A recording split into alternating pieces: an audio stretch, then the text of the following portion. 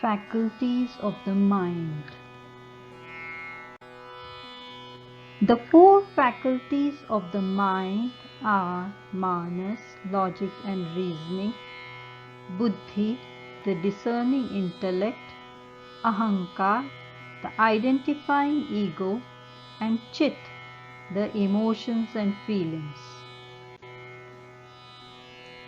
Four faculties as pillars.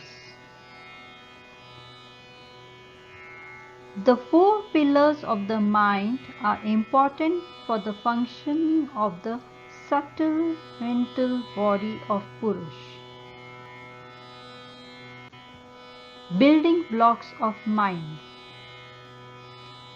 These four pillars serve as the building blocks for thought construction.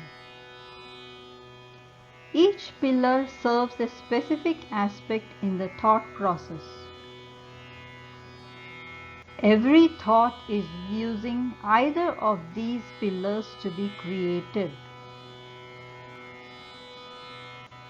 While these four faculties are often repeated words, we will try to understand the effect with a simple example. Wild berries as an example. We will use the wild berries here in respect to the four faculties of the mind.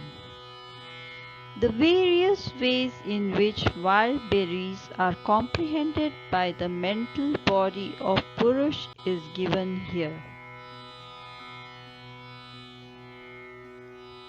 Manas, the acknowledging about the existence of poisonous and non-poisonous wild berries. This is the logic and reasoning faculty. Buddhi, the decision making between beneficial and non-beneficial.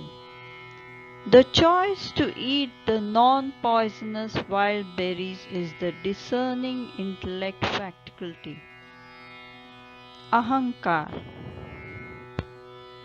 the identification of the separate entities of the self and the wild berries. This is the identifying ego faculty. Chitta, the consequence attached to eating of wild berries, whether one liked or disliked the taste.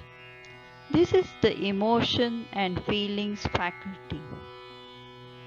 Sri Adi Shankaracharya has said in regard to each of these faculties of the mind, there exists dualities.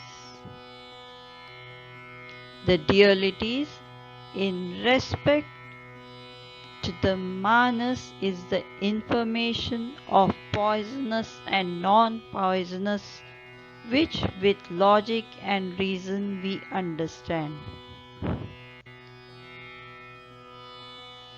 The dualities in respect of buddhi is the outcome of beneficial or non-beneficial while making the choice by the discerning intellect. Eating poisonous wild berries may cause a stomachache, non-beneficial, while a non-poisonous one may improve the health, beneficial. The dualities associated with ahankar is the separation between self, who is the subject, and the wild berries, which is the object. The mental action is supported by the identifying ego. The dualities associated with the chit are the two labeling of the consequent emotions attached to the experience of eating wild berries.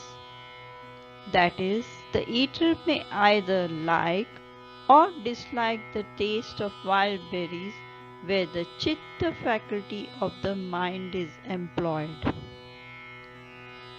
When one becomes aware of the existence of dualities for each faculty of the mind, Sri Adi Shankaracharya cautions to not identify and limit yourself with any of them.